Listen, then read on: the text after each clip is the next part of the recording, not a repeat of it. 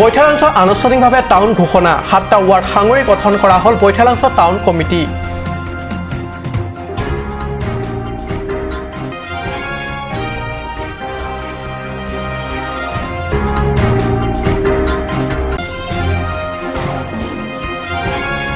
কাৰ্বি আংলং পৰ্বতাৰোহী সন্থাৰ উদ্যোগত আৰু নেহেৰু যুৱ কেন্দ্ৰৰ সহযোগত প্ৰাক স্বাধীনতা দিৱস কাৰ্যসূচী ৰূপায়ণ। প্ৰাতঃ পুৱা ডিফুৰ পৰা মানজলে শান্তি তথা ঐক্যৰ সংহতি দৌৰ।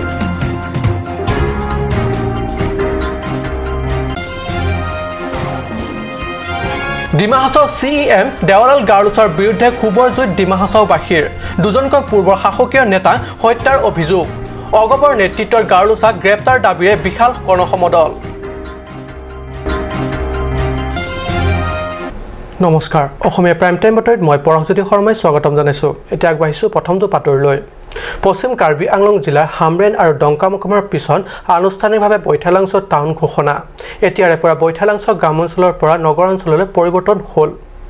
পশ্চিম কাৰ্বি আংলঙত পূৰ্বৰ দুটা নগৰ হামৰেন আৰু ডংকামুকামৰ পিছতেই আনুষ্ঠানিকভাৱে বৈঠালাংছ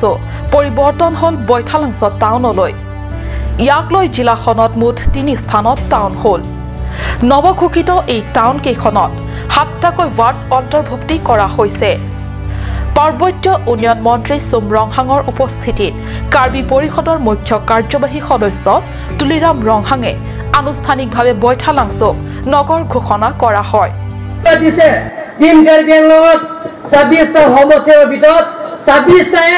কংগ্ৰেছ মুক্ত কাৰ্বি আংলং এটা সিটো নাই আৰু লগতে এজিচি পেনেল অৰিজিনেল পাৰ্টিও এজিপিও নাই, কোনো পাৰ্টিও নাই। গতিকে আগন্তুক টাউন কমিটি ইলেকশ্যনত আমি নৱেম্বৰ ডিচেম্বৰ মাহত টাউন কমিটি ইলেকশ্যন পাতিব।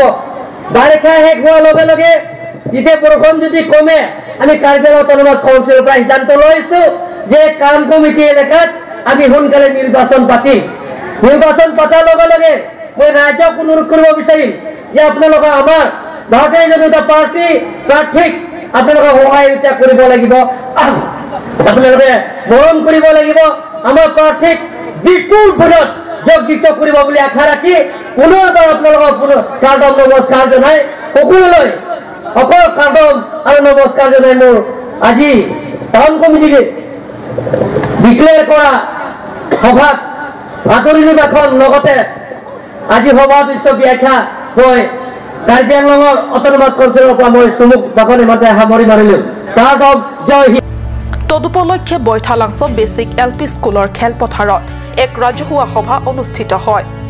সভাত মুখ্য অতিথি হিচাপে অংশগ্ৰহণ কৰে পাৰ্বত্য উন্নয়ন মন্ত্ৰী চুমৰংহাঙৰ লগতে মুখ্য কাৰ্যবাহী সদস্য তুলিৰাম ৰংহাং, বিধায়ক ডাক্তৰ মান সিং ৰংপি আৰু বহুকেইজন কাৰ্যবাহী সদস্য তথা MEC সকল। কাৰ্যকৰী কৰা তেওঁলোকে মনোনিৱেশ কৰিব। ইয়াত আমাৰ বৈঠালাংছবাসী ৰাইজৰ বাবে দায়িত্বও থাকিব কিছুমান আৰু কৰ্তব্যও থাকিব। টাউন কমিটি সুচাৰুৰূপে চলাবৰ কাৰণে আমি যিসকল ৱাৰ্ড কমিশ্যনাৰ থাকিব সেই ৱাৰ্ড কমিশ্যনাৰবিলাকৰ ভিতৰৰ পৰা যিকোনো এজন চেয়াৰমেন হ'ব আৰু তাৰে ভিতৰত এজন ভাইচ চেয়াৰমেন হ'ব। গতিকে তেওঁলোকৰ দ্বাৰা গঠিত এটা অথৰিটি, এটা চৰকাৰ ইয়াত পৰিচালিত কৰিব আৰু নীতি নিয়মবিলাক আমি মানি চলিব লাগিব। আৰু সেইকাৰণে এই টাউন কমিটিত এইটো মিনিমাম এটা এমপ্লয়ী কৰ্মচাৰী থাকিব লাগিব, কিন্তু এইটো এটা সীমিত হোৱাটো হোৱা। সভাত মুখ্য কাৰ্যবাহী সদস্য তুলিৰাম ৰংহাঙে কয় যে বৈঠালাংছ টাউন হোৱাত বৈঠালাংছ উন্নয়নৰ পৰিমাণ যথেষ্ট বৃদ্ধি পাব। প্ৰথম অৱস্থাতে টাউন কমিটিৰ বিভিন্ন দিশৰ উন্নয়নৰ বাবে 30 লাখ টকাৰ অনুমোদন ইতিমধ্যে হৈ গৈছে। লগতে এইটোও কয় যে এই কমিটিৰ নিৰ্বাচন অহা নৱেম্বৰ ডিচেম্বৰ মাহত নিৰ্বাচন অনুষ্ঠিত হ'ব। ইয়াত বহুত দিনৰ পৰা দাবী কৰি আহিছে যে ইয়াত কমিটি লাগে বুলি কৈছে আৰু খেলুৱৈ এটা বেষ্ট কাৰ্বি আংলং হয় দুটা দাবী কৰি আহিছে। কিন্তু প্ৰথম পৰ্যায়ত আমি মোৰ নেতৃত্বত যিটো কাৰ্বি আংলং কাউন্সিলত আমি ডিভিশ্যনলৈ পাছ কৰা হৈ গ'ল ইয়াত নতুন টাউন কমিটি ঘোষণা কৰাৰ লগে লগে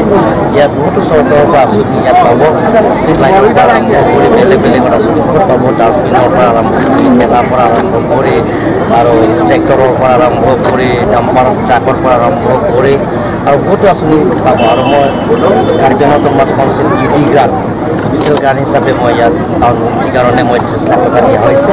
এইটো মুকলি দিয়া হৈ গ'ল আৰু টাউন এৰিয়া 7টা ৱাৰ্ডৰ ইয়াত বহুত ডেভেলপমেণ্ট হ'ব আপোনালোকে দেখা পাব আজি ঘোষণা কৰিছে কাৰ্বি আংলঙত 8টা টাউন কমিটি আপোনালোকৰ এটা বছৰত বহুত ডেভেলপমেণ্ট পাব ইয়াৰ পিছত আৰু ক'ৰবাত টাউন ডিক্লেয়াৰ কৰাৰ চিন্তা কৰিছে ইয়াৰ পিছত বেছ কাৰ্বি আংলঙৰ আমি খেৰণি অহা বছৰমান আমি ডিক্লেয়াৰ কৰিম Wathat Langsor Prajason Inke Report Card News দেশৰ সমগ্ৰ ৰাজ্যতে পালন কৰিবলগীয়া ভাৰত স্বাধীনতা দিৱসৰ দুখমুকালিতে 12 আগষ্টত ডিফু চহৰত ঘটিল এটা সুন্দৰ ঘটনা স্বাধীনতা দিৱসৰ তাৎপৰ্য তথা দিৱসটি পালন কৰা আৰু ইতিহাসত দেশবাসীৰ অন্তৰ স্বাধীনতাৰ সংগ্ৰামৰ সময়ৰ আবেগক এবাৰ অন্তৰকৰণেৰে আৰু পবিত্ৰ ভাৱনাৰে অনুভৱ কৰোৱাৰ উদ্দেশ্যে কাৰ্বি আংলং পৰ্বতাৰোহণ সন্থা আৰু নেহেৰু যুৱ কেন্দ্ৰৰ যৌথ প্ৰাতঃ পুৱাতে ৰূপায়ণ কৰিলে শান্তি তথা ঐক্য আৰু সংহতিৰ দৌৰ প্ৰাতপুৱা এজাক শান্তিপ্ৰিয় আৰু ঐক্য আৰু সংহতিৰ বিশ্বাসী যুৱদলে ৰূপায়ণ কৰিলে ভাৰত স্বাধীনতা দিৱস পালনৰ প্ৰাক্ষণত এটি অন্যান্য কাৰ্যসূচী কাৰ্বি আংলং পৰ্বতাৰোহী সন্থাৰ উদ্যোগত আৰু নেহেৰু যুৱ কেন্দ্ৰৰ উদ্যোগত আজি পুৱা শান্তি তথা ঐক্য আৰু সংহতিৰ দৌৰ কাৰ্যসূচী ৰূপায়ণ কৰিলে পুৱা প্ৰায় 5:30 বজাত কৰিবলগীয়া এই দৌৰ কাৰ্যসূচী জিলা উপায়ুক্ত মৃদুল কুমাৰ মহন্তই ফ্লেগ অফ কৰে ইয়াৰ আগতে জিলা পৰ্বতাৰোহণ সন্থাৰ তৰফৰ পৰা পৰ্বতাৰোহী খৰচিং টেৰাঙে এখন পোহৰে উপায়ুক্তগৰাকীক সম্বৰ্ধনা জনায় বিগত প্ৰায় 3টাকৈ তাতোধিক দশক জুৰি ৰাজ্যৰ লগতে কাৰ্বি আংলং জিলাবাসীৰ মনতো স্বাধীনতা দিৱস উদযাপন হোৱাদৰ পৰা বঞ্চিত হৈ আহিছে নেহেৰু যুৱ কেন্দ্ৰই এটা পিছ ৰান দৌৰ কৰিছে বিভিন্ন সশস্ত্ৰ তথা সামাজিক সংগঠনে নিজৰ নিজৰ দলীয় দাবীক লৈ বন্ধ কাৰ্যসূচী পালন কৰি অহা হেতুকে স্বাধীনতা দিৱসনো কি উঠি অহা একাংশ যুৱচাম তথা কিশোৰ কিশোৰীসকলৰ মাজত আগ্ৰহ নাইকিয়া হৈছে এনে পৰিপ্ৰেক্ষিতত যুৱদলৰ এনে পদক্ষেপক চহৰৰ বহু বিশিষ্ট চিন্তাবিদে ভূয়সী প্ৰশংসা কৰিছে বিশেষ প্ৰতিবেদক কাট নিউজ ডিমা হাছাৰ CEM দেৱালাল গাৰ্লছৰ নেতৃত্বাধীন NC হিলছ সাহিত্য পৰিষদলৈ আহিছে প্ৰত্যাহ্বান গাৰ্লছৰ বিৰুদ্ধে ক্ষোভৰ জুইত ফাটি পৰিছে ডিমা হাছাৰবাসী দুজনকৈ পূৰ্বৰ শাসকীয় নেতাক হত্যাৰ অভিযোগত গাৰ্লছৰ গ্ৰেপ্তাৰ দাবীত বাহিৰ কৰে প্ৰতিবাদী গণসমদল হাফলঙৰ ৰাজপথেৰে অগবৰ জিলা কমিটি নেতৃত্বত এই বিৰাট সমদল লগত হাত উজান দিছে কংগ্ৰেছেও সম্প্ৰতি ডিমা হাছাৰত বিজেপিৰ নেতৃত্বাধীন NC হিলছ স্বায়ত্তশাসিত পৰিষদলৈ আহিছে শংকৰ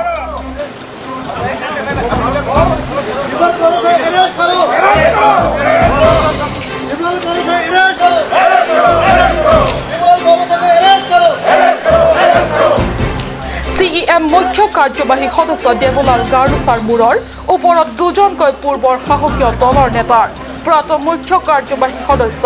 পামেন্দু লাংথাছা আৰু কাৰ্যবাহী সদস্য প্ৰয়াত নিন্দুলাল লাংথাছাক নিৰ্মম হত্যাৰ আৰোপ ডিমা হাছাওবাসীৰ মিপুত ৰাইজুক উৰফে একচন ডিমাছাৰ অকপত স্বীকাৰোক্তি একাংশ সংবাদ মাধ্যমত প্ৰকাশ পোৱাৰ লগে লগে জিলাবাসীৰ মাজত এই ক্ষোভৰ প্ৰতিক্ৰিয়া ডিমাছাবাসীৰ অভিযোগ সহস্ৰ সংগঠন DHDৰ নেতৃত্বত থাকোঁতে গাৰ্লছাই প্ৰত্যক্ষভাৱে উক্ত নেতা দুজনৰ হত্যাত জড়িত আছিল নিৰ্মম হত্যাৰ আৰোপেৰে আৰোপী দেৱলাল গাৰ্লছা উৰফে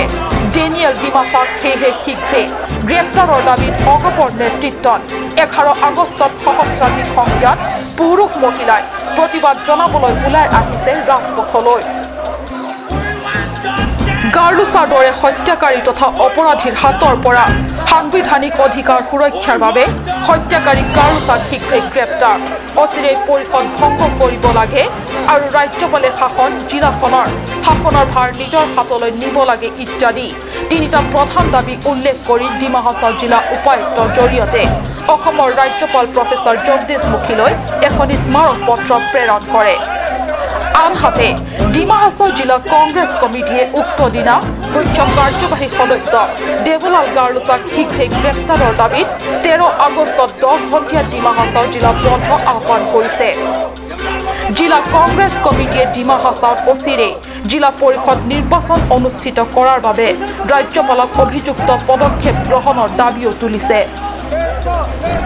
হাফলঙৰ পৰা সুৰজ বৰ্মনৰ ৰিপৰ্ট কাট নিউজ দেশৰ স্বাধীনতা দিৱসলৈ হাতত আছে মাথো দুটা দিন কাৰ্বি আংলং জিলা প্ৰশাসনৰ পৃষ্ঠপোষকতাত অহা 15 আগষ্ট স্বাধীনতা দিৱস সফল ৰূপায়ণৰ বাবে বৰ্ষাকালৰ উৎকট গৰমকো নেওচি ডিফু চৰকাৰী বালক উচ্চতৰ মাধ্যমিক বিদ্যালয়ৰ পেৰেড গ্ৰাউণ্ডত চলিছে পেৰেড অনুশীলন চহৰৰ বিভিন্ন বিদ্যালয়সমূহৰ পৰা যোগদান কৰা কণ ছাত্ৰ-ছাত্ৰী এনচিচি দল মহাবিদ্যালয়ৰ ছাত্ৰ-ছাত্ৰী আৰক্ষীৰ দল চিআৰপিএফৰ দলে জিলা প্ৰশাসনৰ উদ্যোগত স্বাধীনতা দিৱস উপলক্ষে চলিছে পেৰেডৰ কঠোৰ অনুশীলন ইফালে মূৰৰ ওপৰৰ আকাশত বৰ্ষাকালীন ৰ'দৰ খাওঁ ৰূপ ৰাষ্ট্ৰীয় সংগীত জনগণ মন সুৰৰ তালে তালে চলিছে পেৰেড অনুশীলন আৰু মনত স্বাধীনতা দিৱসৰ অফুৰন্ত আবেগ নিজৰ গাইডৰ পৰিচালনাত আগবাঢ়ি আছে পেৰেড অনুশীলন ইতিমধ্যে প্ৰশাসনে পেৰেড গ্ৰাউণ্ড 15 আগষ্টলৈ আটকধুনীয়াকৈ সজাই পৰাই তোলাৰ লগতে চৌপাশে সুনিশ্চিত নিৰাপত্তাৰ ব্যৱস্থা প্ৰায় সম্পূৰ্ণ হৈ উঠিছে আনহাতে স্বাধীনতা দিৱসৰ প্ৰতিটো কাৰ্যসূচী শান্তিৰে সফল ৰূপায়ণৰ বাবে বাহিৰৰ পৰা চহৰলৈ অহা যান বাহনত আৰক্ষীৰ তালাচী অব্যাহত আছে অৰুণ লেখে ৰিপৰ্ট কাট নিউজ সময় হৈছে এটি সময় বাণিজ্যিক বিৰতিৰ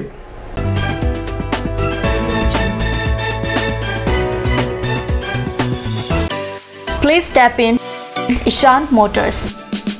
a showroom cum sales point of Royal Enfield opposite of Langpi Dahangi Rural Bank, Dilaji Branch, Rongkhelan, Difu, Karbi Anglong, Assam. For more details, please contact 97748 73915, 7896 169021 or 957 988 008.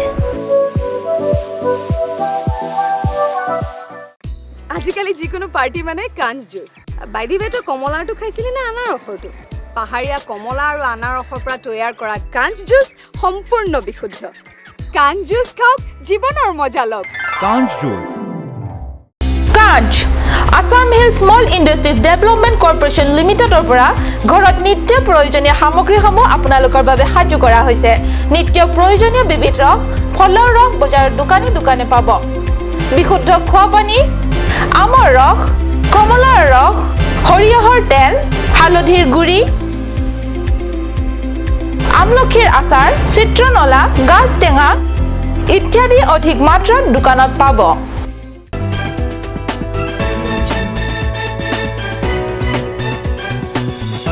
বিৰতি পিছত পুনৰ বাতৰি মজিয়াত লংকা ফৰ্মাৰ পৰা মৰেল পুলিচৰ কাণ্ড আনৰ বাৰীৰ পৰা তিনিটা কল চুৰি কৰি খোৱাৰ অপৰাধত গছ এজোপাত বান্ধি নিৰ্যাতন চতুৰ্থ শ্ৰেণীত অধ্যয়নৰ এজন ছাত্ৰ মৰেল পুলিচৰ এই কাণ্ডক লৈ অপৰাধীক বিচাৰ নিশা লংকা আৰক্ষীৰ অভিযান কোনো এজন অপৰাধীকে বৰ্তমানলৈ আটক কৰিব পৰা নাই আৰক্ষীয়ে বাতৰি সম্প্ৰচাৰ হোৱাৰ পিছত গালৰিৰ আৰক্ষীৰ খুজাই জিলাৰ লংকা আৰক্ষী থানাৰ অন্তৰ্গত উত্তৰ ফৰ্মাপাৰাত শুকুৰবাৰে অঞ্চলটোৰ এখন বিদ্যালয়ত অধ্যয়নৰত এজন ছাত্ৰ চুবুৰীয়া এঘৰৰ বাৰীৰ কলগছৰ পৰা তিনিটা কল চুৰি কৰি খোৱাক লৈ গছত বান্ধি নিৰ্যাতন চলোৱা একাংশ মৰেল পুলিচৰ দৃশ্য ছ'চিয়েল মিডিয়াত ভাইৰেল হোৱাৰ পিছত আৰু সংবাদ মাধ্যমত বাতৰি সম্প্ৰচাৰ হোৱাৰ পিছত লংকা আৰক্ষীৰ গালৰিৰ আৰু নিশা অঞ্চলটোত চলালে অভিযান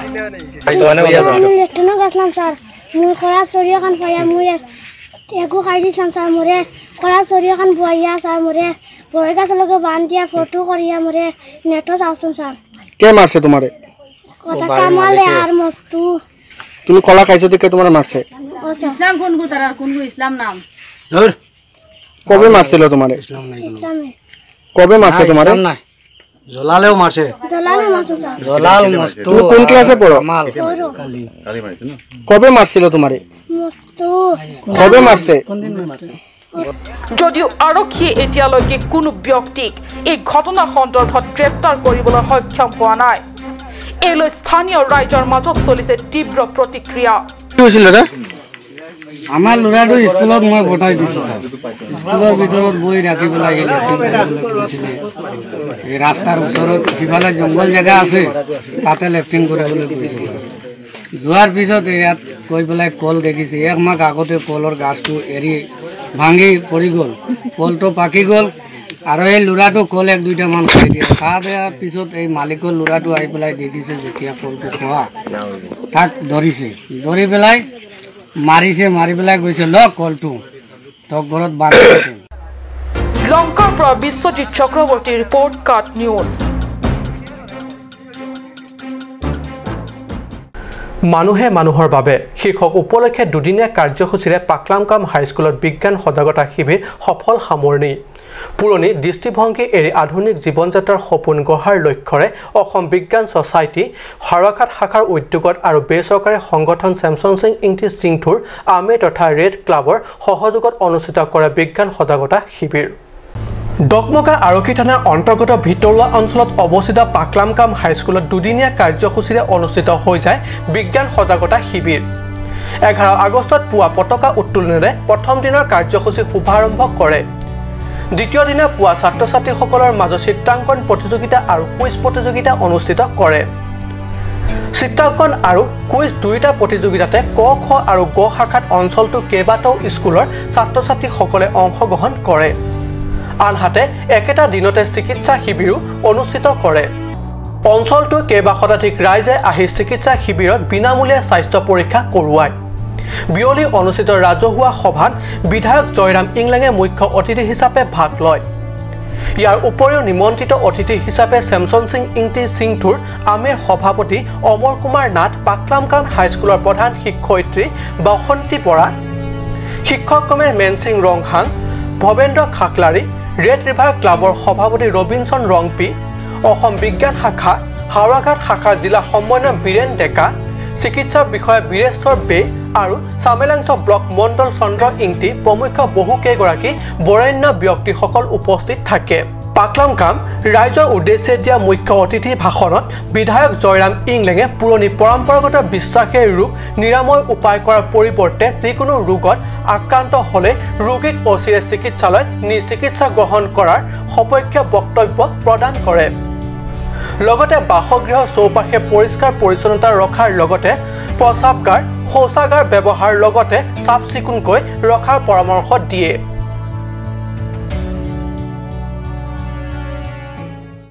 সফল সামৰণি পৰি লুৰলাংছ হাছাকান আকলামত অনুষ্ঠিত গ্ৰীষ্মকালীন ফুটবল চেম্পিয়নশ্বিপ 2018 নকআউট প্ৰতিযোগিতা যোৱা 5 আগষ্টৰ পৰা আৰম্ভ হোৱা এই ফুটবল প্ৰতিযোগিতা 12 আগষ্টৰ সফলভাৱে অন্ত পৰে নেম লাভাৰ ছ'চাইটিৰ উদ্যোগত প্ৰয়াত জেছৱেল জেফাৰসন চিনাৰ পাতৰ স্মৃতিত ডিফুৰ লুৰলাংছ হাছা আকলামত সপ্তাহজুৰি চলা এই ফুটবল প্ৰতিযোগিতাৰ চূড়ান্ত দিনৰ খেলৰ উপলক্ষে আয়োজিত সভাত মুখ্য অতিথি হিচাপে মাউণ্ট এভাৰেষ্ট বিজয়ী পৰ্বতাৰোহী খৰচিং তেৰাং উপস্থিত থাকে লগতে উপস্থিত থাকে স্থানীয় বহু গণ্যমান্য ব্যক্তিসকল উল্লেখ্য আজি চূড়ান্ত ফুটবল খেলখনত RYSC আৰু ডিফু FCৰ মাজত অনুষ্ঠিত হয় এই চূড়ান্ত ফুটবল খেলখনত RYSCয়ে 3-2 গলত ডিফু FCক পৰাস্ত কৰি বিজয়ী সন্মান অৰ্জন কৰে বিশেষ প্ৰতিবেদক কাট নিউজ আজি অসমীয়া প্ৰাইম টাইম বাতৰি ইমানতে সামৰিছো ধন্যবাদ